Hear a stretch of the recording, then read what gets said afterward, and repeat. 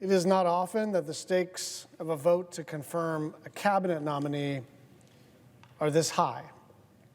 But tomorrow, when we vote on the nomination of RFK Jr. to be the Secretary of the Department of Health and Human Services, the stakes will be life and death. Mr. Kennedy, in his words, but more importantly in his actions, has proven over and over again that he is a unique danger to society. But he's on the edge of becoming the country's top health leader with the power to unleash bygone diseases and undermine trust in science for generations to come. For the first time ever, we will have a health secretary who has actively helped to cause outbreaks instead of to contain them. We'll have someone in charge of medical research who's taken every opportunity to undermine science instead of promoting it. We'll have someone who's never come across a crazy idea that he didn't like, whether it's that antidepressants are the cause of mass shootings or chemicals in the water are turning children gay. This is the Secretary of the Health and Human Services Department. Those two things right there should be immediately disqualifying. This should be 100-0. This guy used to be a Democrat. This guy was pro-choice. This guy was for clean energy. This shouldn't be a partisan issue except to say, for HHS, you need somebody who has devoted their life and hopefully has some expertise in the area of public health. And it's not just that we didn't get someone who has expertise in public health. We have someone who has caused disease and death. And I say those words with precision.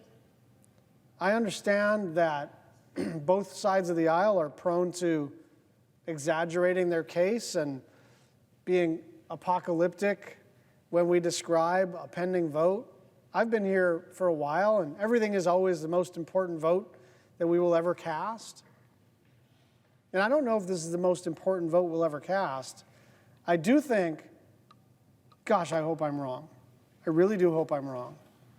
But I do think this is likely the cabinet secretary vote that is likely to age the most poorly, because this person has the potential to actually cause diseases like rubella, like mumps, like measles, like polio, that have been gone for many generations because we have a vaccine regime. And I want to tell you what he did in Samoa. In 2019, he flew to Samoa to discourage people from taking the measles vaccine. And the reason was that he wanted to run a, quote, natural experiment to see how people would fare against the disease without protections. Now, some of you may know this. My father was the first whistleblower against the Tuskegee experiments, in which the United States Public Health Service did a similar thing.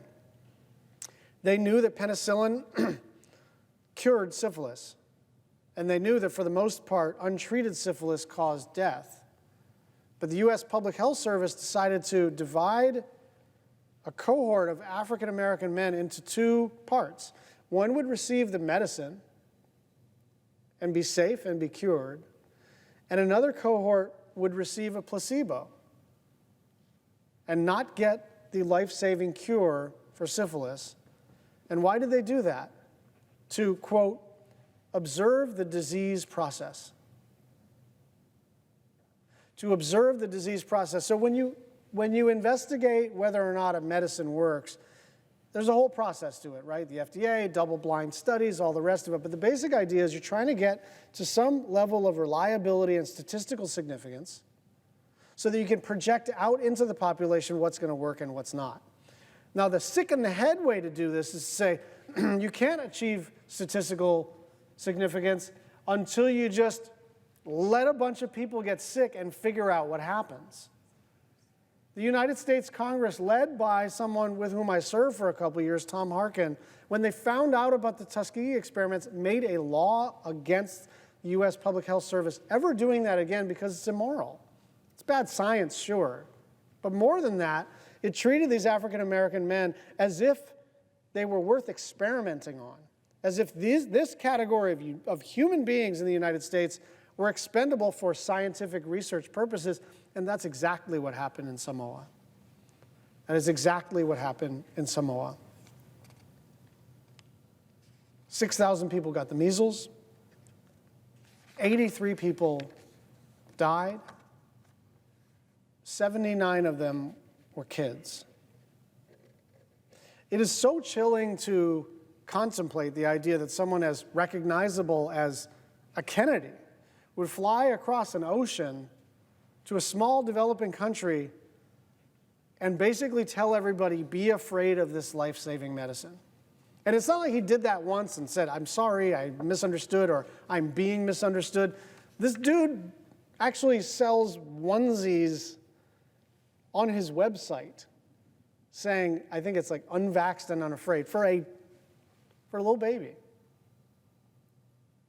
This guy has views that are out of the mainstream of, I would guess, 99 out of 100 United States senators. And I do understand the pressure that some of my colleagues are facing. They're being told, if you vote against one Trump nominee, you will be primaried. So that's not a small amount of pressure. But this one, I just promise you, it's not going to age well.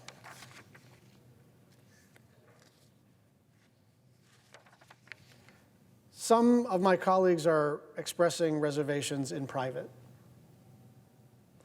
And I think that's better than not expressing any reservations at all. And some of them are getting private assurances from Mr. Kennedy that he does not, in fact, hate all vaccines. He just wants to answer questions and all the rest of it. I am not reassured.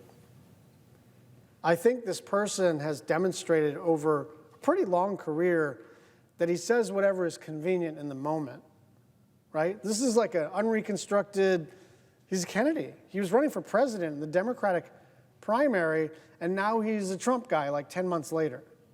What does that mean? It means he's got no core values, right? Like there's just no way to go from over here to over here politically in such a short period of time, except that he was offered something, and he was offered this job. And why does he want this job? Because he's got a very specific view about public health. And I just want to make one other point. The problem of our food system, right? The problem of the extent to which we subsidize ultra-processed foods that are coming from commodities that are subsidized in the Farm Bill and causing people to get increasingly diabetic and all the related health problems that happen related to that. Like, that's a really legitimate place to do some good bipartisan work. And I would love to do that. It's also not what the HHS secretary does. It's what the United States Department of Agriculture does for the most part. And it's what the Congress does. The problem is the Farm Bill. The problem is you get what you subsidize. And we are subsidizing all the corn products and all the soy products and all the sugar products that go into the lab-tested, extra delicious, extra bad for you, extra addictive stuff that is making us all, even though we're the wealthiest country in human history, a very unhealthy country. And so if that's all this guy were working on, you could count me in. But if your idea of public health has to do with healthy food, has to do with prevention, has to do with understanding that our food system and our agricultural system and our USDA and our Farm Bill process is essentially broken, you don't actually have to purchase this kind of crazy, evil stuff. You just don't. You don't have to do it. There's lots of good people on the food system side you can work with, work for, cheer on, organize with. But this man is going around, he's not talking about the COVID vaccine. He's not talking about whether or not it's appropriate to require masks in public. where Democrats and Republicans are like still arguing about stuff like that. He's talking about stuff that, like, if you're a parent and now you don't know whether when your kid goes to school, they've reached herd immunity for stuff that is like way, way, way generations back in the rearview mirror. And so I don't know if this is going to mark one of the most important public health moments in American history, but I can't think of another time where we actually have the technology, we have the medicine, we have the science, we have the distribution system, we have the public infrastructure to keep people safe. And we just decide by a vote of 53 to 47 to make people unsafe. So Secretary of Defense, DNI, all these are important. Treasury, every cabinet position is important. It's going to be a little more challenging to know whether your vote is vindicated in the sweep of history. I think this guy is going to age very poorly in the job, because I think we are going to see bad public health outcomes very, very shortly. This really is a matter of life and death. And I understand. What I have learned over the last 10 days is if Republicans are going to display courage, it's not going to be on the cabinet.